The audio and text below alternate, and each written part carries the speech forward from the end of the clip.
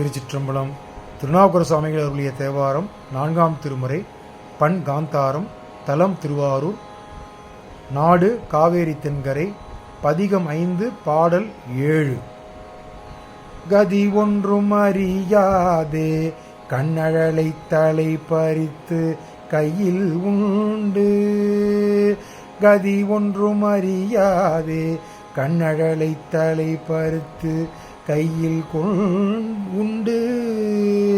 பதியொன்று நெடுவீதி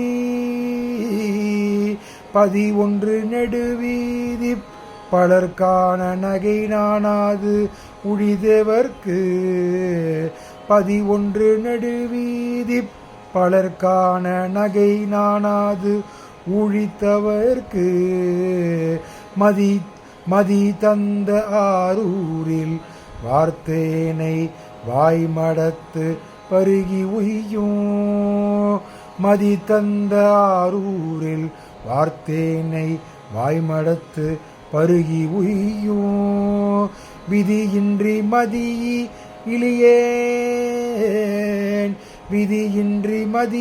இலியேன் விளக்கு இருக்க மின்மினி தீ காய்ந்தவாரே. விதியின்றி மதியிலியேன் விளக்கு இருக்க மின்மினி தீ காய்ந்தவாரே. திருச்சிற்றம்பலம்.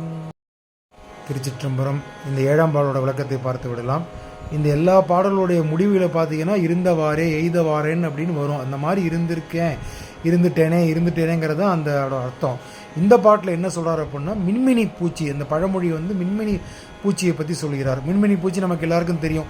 ஒரு வெளிச்சத்தை கண்டு, ஒரு நெருப்பு இருக்க அப்படின்னா, அகல் விளக்கு இருக்க அப்படின்னா, வெளிச்சத்தை கண்டு அந்த தீயில் உள்ளே போய் அது மாய்ந்து விடும்.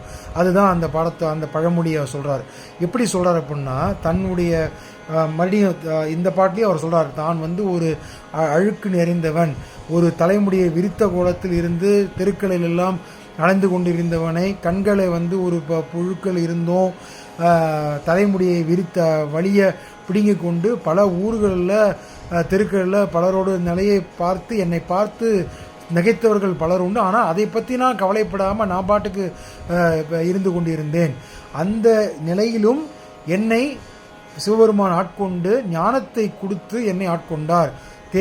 கருணை தேனாகிய என்னை நான் பருகுமாறு, தேனை ஞானத்தை தேனோட ஒப்பிடுகிறார். அந்த தேனை அழித்து எனக்கு பருகுமாறு செய்த ஆரூரம்மானை நினைத்து உய்யும் வழிவினை அறிந்து கொள்ளும் அறிவில்லாமல், இந்த பழமொழியை கொண்டாட பாருங்க, அறிவில்லாமல் விளக்கினை விட்டு மின்மினி பூச்சி போல் தீக்குளிக்கும் மூடனாக திரிந்தேன் அப்படின்னு சொல்லி இந்த பாட்டில் முடிக்கிறார் சுவாமி. திருச்சிற்றம்பலம்.